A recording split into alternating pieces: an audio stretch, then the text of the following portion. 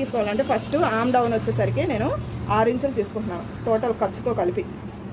ఓకేనా, 6 ఇంచులు, 1 ఇంచు చంక దగ్గర ఇచ్చేస్తున్నాను. ఇప్పుడు ఈ ఖర్చు తీసేసేసి కొలుచుకోండి. 8 ఇంచులు వచ్చి ఆమ్ రౌండ్ మనకి 8 ఇంచులు రావాలి. 8 ఇంచులు వచ్చిందా లేదా కొలుచుకోండి.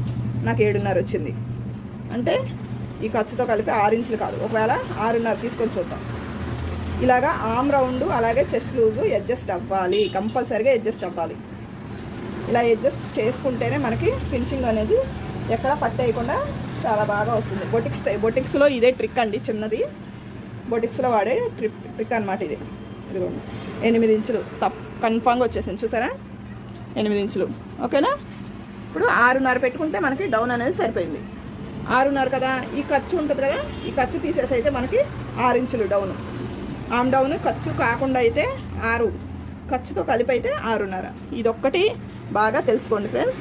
ఇది తెలిస్తే కనుక మీరు ఎంత బ్లౌజ్ రాని వాళ్ళైనా సరే టక్కన కుట్టేస్తారనమాట.